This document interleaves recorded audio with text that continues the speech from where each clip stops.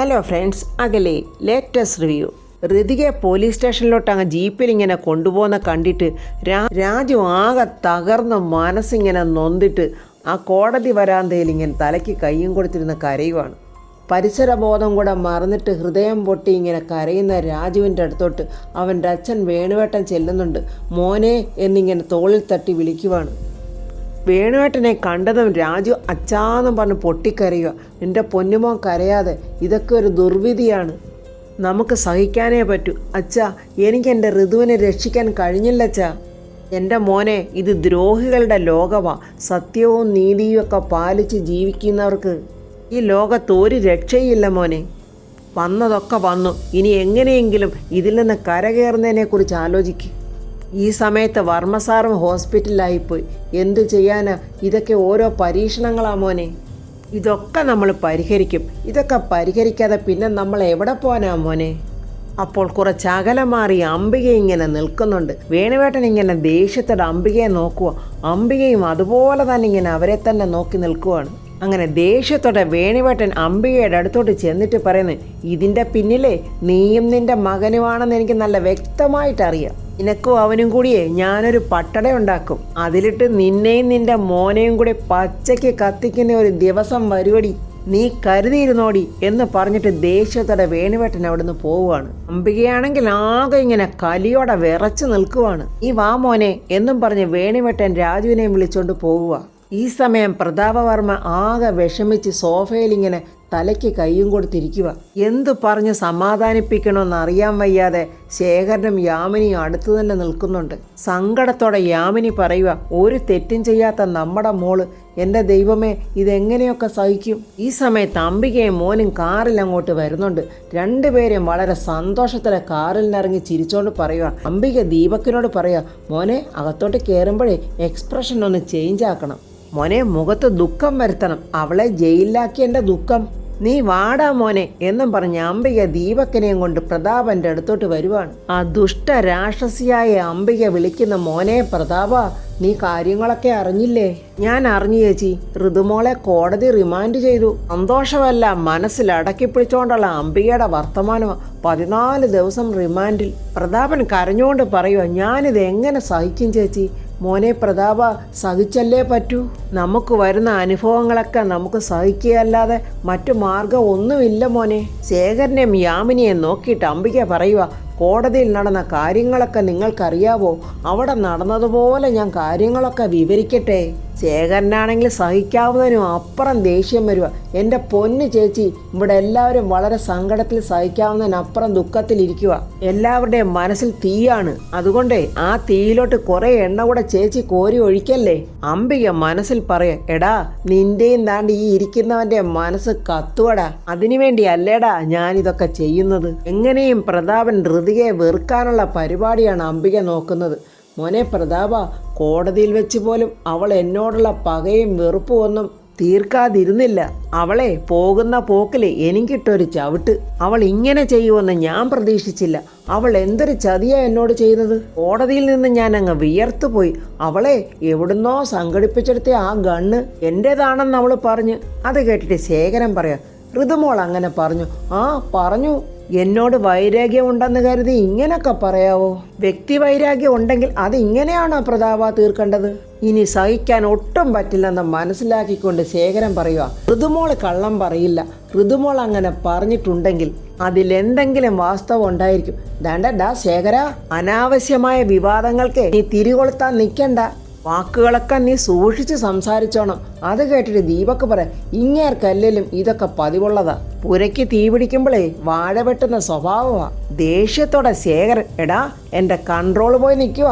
അവസാനം എന്നെ കൊണ്ട് നീ ഒന്നും ചെയ്യിപ്പിക്കരുത്. പ്രതാപനെ ഓട്ടക്കണ്ണിട്ട് നോക്കിയിട്ട് അംബിക, അയ്യോ, ഉരുകിയാ എൻ്റെ ആങ്ങളെ ഇവിടെ ഇരിക്കുന്നത്. അതുകൊണ്ട് മാത്രമാണ് ഞാൻ ഇതൊക്കെ ക്ഷമിക്കുന്നത്. അല്ലെങ്കിലും എനിക്കറിയാം അവളെ പല കാര്യത്തിലും എനിക്ക് ശത്രു തന്നെയാ. പക്ഷേ പ്രതാപ മോനെ, ഞാൻ വളർത്തിയതല്ലേ അവളെ. അതുകൊണ്ട് എനിക്ക് അവളോട് വാത്സല്യം മാത്രമേ ഉള്ളൂ. എന്തായാലും സഹിക്കുകയല്ലാതെ മറ്റെന്ത് ചെയ്യാൻ പറ്റും? 14 ദിവസത്തെ റിമാൻഡ് കഴിഞ്ഞാൽ പിന്നെ അവൾ വീണ്ടും ജയിലിലോട്ടല്ലേ പോകേണ്ടത്? അവൾക്കുള്ള ശിക്ഷ ജീവപര്യന്തം ഉറപ്പാ പ്രതാപ. ഇനിയും ഇത് കേട്ടോണ്ട് നിന്നാൽ ശരിയാവില്ലെന്ന് മനസ്സിലാക്കിയിട്ട് യാമിനി, എന്താ വിധിയും നിങ്ങൾ തന്നെ അങ്ങ് തീരുമാനിച്ചോ? നിങ്ങളാണോ ജഡ്ജിക്ക് വിധി എഴുതി കൊടുത്തിട്ട് പോകുന്നത്? അയ്യോ എൻ്റെ യാമിനി, ഇതൊക്കെ പറയുമ്പോഴെനിക്ക് നല്ല ദുഃഖമുണ്ട്. പക്ഷെ സത്യം സത്യമായിട്ട് തന്നെ പറഞ്ഞല്ലേ പറ്റൂ. തെളിവുകളൊക്കെ മോൾക്ക് എതിരാ പ്രതാപ. സത്യം പറഞ്ഞാലേ പ്രതാപ, ഇത് അവള് ആ ഋതിക തന്നെ ചെയ്തതാ. ഏകരം പല്ല് കടിച്ചോണ്ട് മനസ്സിൽ പറയുക, ഈ ദുഷ്ടയെ അങ്ങ് തല്ലിക്കൊന്നിട്ട് ജയിലിലോട്ട് പോയാലോ. എന്തായാലും മോനെ പ്രതാപ, നിന്റെ ജീവിതത്തിലെ ഒരു ശനിദശയുണ്ടല്ലോ, അതങ്ങ് ഒഴിഞ്ഞു പോയെന്ന് മാത്രം കരുതിയാൽ മതി. ശേഖരൻ ചങ്ക് പൊട്ടി കരഞ്ഞോണ്ട് തന്നെ പറയാ, ചേച്ചി നിങ്ങൾ പക തീർക്കുകയല്ലേ? അവസരം വന്നപ്പോൾ നിങ്ങൾ ആഞ്ഞു കൊത്തുവാണല്ലേ? യാമിനി കരഞ്ഞോണ്ട് പറയുക, ഇവർക്ക് രണ്ടുപേർക്കും വലിയ സന്തോഷമാ മോളെ ജയിലിലോട്ട് അയച്ചതിന്റെ. നമ്മളിവിടെ ഇങ്ങനെ പൊട്ടിക്കരയുമ്പോൾ ഇവർ ഉള്ളുകൊണ്ട് പൊട്ടിച്ചിരിക്കുവാണ്. ഇത് പ്രതാപേട്ടൻ മനസ്സിലാക്കുന്നില്ലല്ലോ. ഇതെല്ലാം കേട്ടോണ്ടിരുന്ന പൊട്ടൻ മന്ത്രി പ്രതാപൻ പറയുക, നിങ്ങൾ രണ്ടുപേരും വെറുതെ ചേച്ചിയെ തെറ്റിദ്ധരിക്കല്ലേ. എൻ്റെ ചേച്ചിയെ എനിക്ക് നന്നായിട്ടറിയാം. ഈ പൊട്ടൻ മന്ത്രിയായി ഇരിക്കുന്നതിനേക്കാളും നല്ലത് ആ അനന്തംപിള്ള തന്നെ മന്ത്രിയാകുന്നതാണ് നല്ലതെന്ന് തോന്നുന്നു. അപ്പോഴവിടേക്ക് വേണുവേട്ടനും രാജുവും വരുന്നുണ്ട്. അവരെ കണ്ടതും അംബിക ഒന്ന് ഞെട്ടുന്നുണ്ട്. രാജുവിനെ കണ്ടതും പ്രതാപൻ പെട്ടെന്ന് ചാടി എഴുന്നേറ്റിട്ട് രാജുവിനെ കെട്ടി അങ്ങ് പിടിക്കുവാണ്. കരഞ്ഞോണ്ട് പ്രതാപൻ പറയുന്നു, നിന്നോട് എന്ത് പറയണമെന്നും എന്ത് പറഞ്ഞ് ആശ്വസിപ്പിക്കണമെന്നും എനിക്കറിയില്ല രാജു. ഞാനും നീയും നമ്മളെല്ലാവരും ഒരുപോലെ തകർന്നു പോയി. രാജു, നീ കരുത്തോടെ നിൽക്കണം. നമുക്കിനിയും ഫൈറ്റ് ചെയ്യണം. ഈ രാജ്യത്ത് ഇനിയും കോടതികളും വക്കീലന്മാരും ഒക്കെ ഉണ്ടല്ലോ. സുപ്രീം കോടതിയിലെ അതിപ്രഗത്ഭരായ അഡ്വക്കേറ്റന്മാരുണ്ട്. ഞാനേ കോടികൾ എറിഞ്ഞ് അവരെ കൊണ്ടുവരും. ഋതുമോളെ നമ്മൾ രക്ഷിക്കും രാജു. വേണുവേട്ടനും പറയുക, നമ്മളോടൊപ്പം ദൈവമുണ്ട് സാറേ. അതിനപ്പുറം ഒരു കോടതിയില്ല. നിഷ്കളങ്കയും നിരപരാധിയുമായ ഒരു കുഞ്ഞിനെ കാരാഗ്രഹത്തിലടയ്ക്കാനേ ദൈവം സമ്മതിക്കില്ല. അംബികയെ ഒന്ന് നോക്കിയിട്ട് ആരൊക്കെ വാളെടുത്താലും നമ്മുടെ കുഞ്ഞിനെ നമുക്ക് തിരികെ കിട്ടും. ദൈവം നമുക്ക് അനുകൂലമായി ഉള്ളപ്പോൾ ഈ പ്രതികൂലങ്ങളൊക്കെ അങ്ങ് മാറിപ്പോവും. രാജു കരഞ്ഞുകൊണ്ട് പ്രതാപനോട് പറയുന്നു, ഈ 14 ദിവസം എൻ്റെ ഋതു ഇല്ലാതെ ഞാൻ എങ്ങനെ ജീവിക്കുമെന്ന് എനിക്ക് അറിയില്ല സാർ. അവളില്ലാതെ എനിക്ക് ഒരു നിമിഷം പോലും ജീവിച്ചിരിക്കാനാവില്ല. എൻ്റെ ഋതുവിനെ ഏതോ ഒരു മഹാദ്രോഹി ചതിച്ചതാ. വേണുവേട്ടൻ നെഞ്ചു പൊട്ടി കരഞ്ഞുകൊണ്ട് പറയുന്നു, നമ്മുടെ ഋതുമോളെ ചതിച്ചവരുടെ തലയിൽ വെള്ളിടി വീഴും, അവർ കരിഞ്ഞു ചാവും. രാജു സങ്കടത്തോടെ പറയുക, എൻ്റെ തൊട്ടടുത്ത് തന്നെയായിരുന്നു ഋതു ഉണ്ടായിരുന്നു. അപ്പോഴാണ് അദ്ദേഹത്തിന് വെടിയേറ്റത്. ഇത് ഋതുമോളെ ജയിലിലാക്കാൻ ഏതോ ലോകദ്രോഹി കരുതിക്കൂട്ടി ചെയ്തതാ. ശേഖരൻ അംബികയെ തന്നെ ഉന്നം വെച്ചാണ് പറയുന്നത്. അതുപോലെ തന്നെ വേണുവേട്ടനും ചെയ്തവർക്കൊക്കെ ശിക്ഷ ഉറപ്പല്ലേ. അംബികയും മോനെയും നോക്കിയാണ് പറയുന്നത്. ഈ കണക്കൊക്കെ എഴുതി കാത്തിരിക്കുവാണ് കാലം. ഇത് ചെയ്തവരൊക്കെ ഇവിടെ കിടന്ന് പുഴുവരിച്ച് ചാകും. അതിനി യാതൊരു സംശയവും വേണ്ട. രാജു, ഋതുമോളെ ജയിലിൽ നിന്നിറക്കാൻ നമുക്ക് പലതും ചെയ്യേണ്ടതായിട്ടുണ്ട്. നീ അതിന് നല്ല മനക്കരുത്തോടെ ഇരുന്നാൽ മാത്രമേ എനിക്ക് അതൊക്കെ ചെയ്യാൻ പറ്റൂ. ശേഖര, രാജുവിനെ മുകളിലെ ഋതുമോളുടെ മുറിയിൽ കൊണ്ടുപോയി ആക്ക്. അയ്യോ വേണ്ട സാറേ, ഞാൻ ഇനി ഇവിടെ നിന്നാലേ എനിക്ക് ഭ്രാന്ത് പിടിക്കും. എൻ്റെ ഋതുവില്ലാതെ ഒരു നിമിഷം പോലും എനിക്കിവിടെ നിൽക്കാനാവില്ല. ഞാൻ പോവുക സാറേ എന്നും പറഞ്ഞ് രാജു വേണുവേട്ടനോടൊപ്പം പോവുകയാണ്. സങ്കടത്തോടെ പോകുന്ന രാജുവിനെ കണ്ട് ശേഖരനും യാമിനിയും കരയുക. ഇത് കണ്ടിട്ട് ദീപക് അവൻ്റെ അമ്മയെ ഓട്ടക്കണ്ണിട്ടിങ്ങനെ നോക്കുവാണ്. ഈ സമയം ഋതികയാണെങ്കിൽ 2 പോലീസുകാരികളുടെ നടുവിൽ ഇങ്ങനെ നിൽക്കുവാണ്. ഒരു പോലീസുകാരി പറയുന്നു, ഋതിക വർമ്മ മർഡർ കേസ്, തോക്കുകൊണ്ട് അയാളെ തീർത്തു കളഞ്ഞല്ലോടി. നല്ല കാര്യം, നീ താണ്ട് ഇതിനകത്തൊന്ന് സൈൻ ചെയ്തേടി എന്നും പറഞ്ഞൊരു പേപ്പർ കൊടുക്കുവാണ്. ഇപ്പോഴവിടെ കൂടെ നിന്ന പോലീസുകാരി പറയുന്നു, ആ ഓർണമെൻറ്റ്സ് എല്ലാം ഊരി സാറിൻ്റെ കൊടുക്ക്, ശിക്ഷ കഴിഞ്ഞ് പോകുമ്പോൾ എല്ലാം തിരികെ തരും. അങ്ങനെ ഋതിക ഓരോ ഓർണമെൻറ്റ്സും അഴിച്ചു കൊടുക്കുവാണ്. അപ്പോഴാ പോലീസുകാർ ചോദിക്കുന്നത്, ആ മാല എന്താ ഊരാത്തത്? അയ്യോ ഇത് താലിമാലയല്ലേ. എന്നാലേ ഇവിടെ താലിമാലയും പവിത്രക്കെട്ടും ഒന്നൊന്നും ഇല്ല, അതിങ്ങോട്ട് ഊരിയെടുക്കു വച്ചേ. ഋതിക ഇങ്ങനെ സങ്കടത്തോടെ താലിമാലയെ പിടിച്ചുകൊണ്ട് ഇങ്ങനെ നിൽക്കുവാണ്. വിവാഹ പന്തലിൽ വെച്ച് രാജു താലി അണിയിച്ചതൊക്കെ ഇങ്ങനെ ഋതിക ഓർക്കുവാണ്. ആ പോലീസുകാർ വീണ്ടും ചോദിക്കുന്നു, എന്താ ഒരു മടി, ആ മാല അങ്ങോട്ട് ഊരി കൊടുക്കു വച്ചേ. ഋതിക കരഞ്ഞോണ്ട് ആ താലിമാല ഊരി കൊടുക്കുവാണ്. അപ്പോൾ പിന്നെ പറയുന്നു, ആ ഷോൾ ഇങ്ങോട്ട് ഊരി വെക്ക്. എന്നിട്ട് ആ പോലീസുകാർ മറ്റേ പോലീസുകാരോട് ചോദിക്കുന്നു, മേഡം അറിയോ ഇവളാണോ ജയ്സമ്മ പറഞ്ഞ ആ പെൺകുട്ടി? മിനിസ്റ്റർ പ്രതാപ് വർമ്മ സാറിൻ്റെ മകൾ. ആ അതെ മേഡം, പ്രതാപ് വർമ്മ സാറെ എല്ലാവർക്കും ഇഷ്ടമാണ്. പക്ഷേ എന്ന് വെച്ച് ആ പരിഗണനയൊന്നും ഇവിടെ കിട്ടില്ല. മീഡിയക്കാരാണെങ്കിലേ പാത്തും പതുങ്ങിയും പുറത്തു തന്നെ നിൽക്കുക. കുട്ടിയെ നോക്കി ഞങ്ങളൊന്ന് ചിരിച്ചാൽ മതി, അപ്പം തന്നെ അവരെഴുതും മന്ത്രിമകൾക്ക് ജയിലിൽ VIP ട്രീറ്റ്മെൻ്റ് എന്ന്. പത്മാവതി ഋതികയുടെ കയ്യിൽ കെട്ടിയിരുന്ന കറുപ്പ് ചരട് കണ്ടിട്ട് ആ പോലീസുകാർ ചോദിക്കുന്നു, ഇതെന്താ? ഇതെൻ്റെ അമ്മ അമ്പലത്തിൽ പൂജിച്ച് കെട്ടിത്തന്ന ചരട, എൻ്റെ രക്ഷയ്ക്കായി. അതിനെ തൻ്റെ രക്ഷയ്ക്കായി ഇവിടെ പോലീസുകാരൊക്കെ ഉണ്ട്. ആരെങ്കിലും ശല്യം ചെയ്താലേ പൊട്ടിക്കാൻ തോക്കുമുണ്ട്, അതുകൊണ്ട് ഇങ്ങോട്ടൊന്ന് ഊരിക്കത്. ഋതിക ആ കെട്ടഴിക്കാൻ നോക്കിയിട്ട് പറ്റുന്നില്ല. അയ്യോ, ഇത് മുറുക്കി കെട്ടിയിരിക്കും, അഴിക്കാൻ പറ്റില്ല, എന്നാലേ കെട്ടൊക്കെ പൊട്ടിക്കാൻ എനിക്കറിയാം എന്നും പറഞ്ഞ് സിസർ എടുത്ത ആ പോലീസുകാരി ആ കറുപ്പ് ചരട് മുറിച്ച് മാറ്റുവാണ്.